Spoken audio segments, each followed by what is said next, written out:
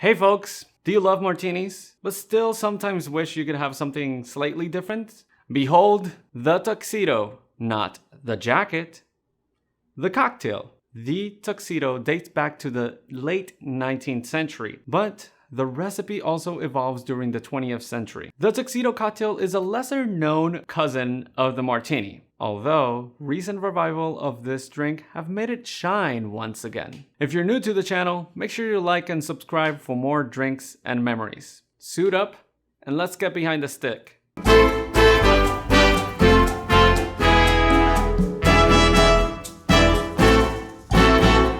Before we get into the tuxedo number 2, we need to go back in history and take a look at the original tuxedo cocktail, which, like most classics, it's pretty hard to get a crack on. Most fingers point to May 1886, with the grand opening of the Tuxedo Club, a private-owned member country club located near the Tuxedo Park, about 40 miles northwest of New York.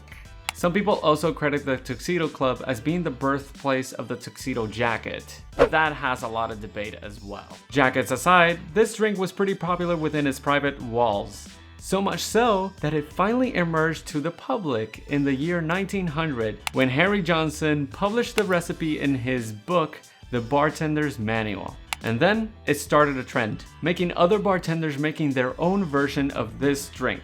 Therefore, it's pretty good to note that this recipe has changed dramatically over the years. Also, keep in mind that back then, the spirits taste pretty different from what we have right now. Some recipes called for Old Tom gin, others even with maple gin, and that was as a base spirit. Although later editions of this drink do call for dry gin instead. On top of that, many recipes actually called for equal parts vermouth and gin, and some others even called for sherry instead of vermouth.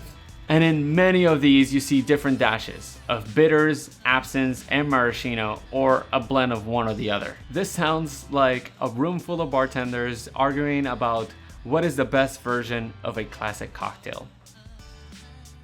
But today we are making the Tuxedo number 2, which also appears in Harry Johnson's 1900 Bartender's Manual, but it's actually named the Turf Club, which also happens to be a variation of the original Turf Club cocktail from an 1884 recipe of a different book, which happens to be the first ever cocktail that called for gin and vermouth and some sort of bitters. But we're not gonna get into that, even though I just did.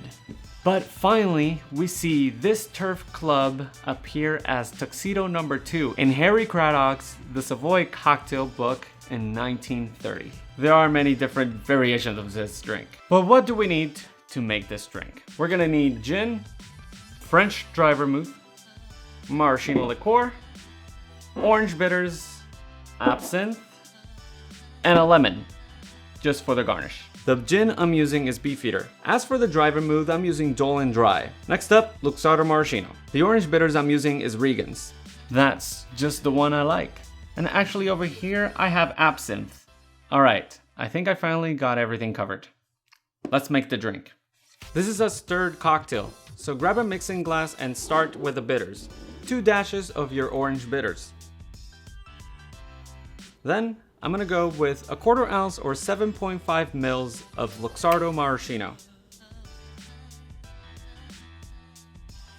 As for the vermouth, I'm going with 1 ounce or 30 mils of Dolan Dry. If you want to keep it closer to some of the classic recipes, scale down on your maraschino liqueur and bump up your vermouth. Add 2 ounces or 60 mils of your dry gin. Then all you have to do is grab your chilled cocktail glass, I'm using a Nick Nora, add ice to your mixing glass, and give it a good stir for about 20 to 30 seconds.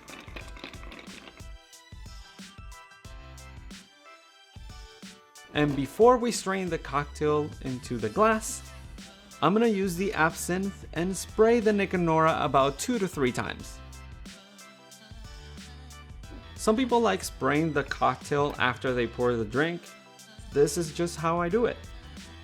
And finally, squeeze the lemon oils of a lemon peel to your cocktail. And there you have the Tuxedo number 2. Salud! I am so thirsty after all that talking.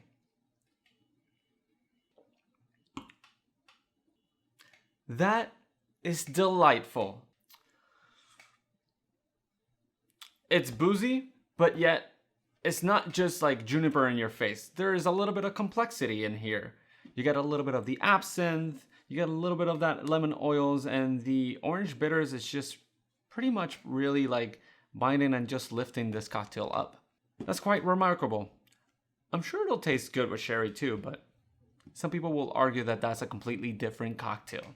If you have all the ingredients, this is pretty simple to make. I encourage everybody to try it. But that's gonna be it for me. Thank you all so much for watching. If you haven't already, please like and subscribe, and I'll see you all in the next memoir.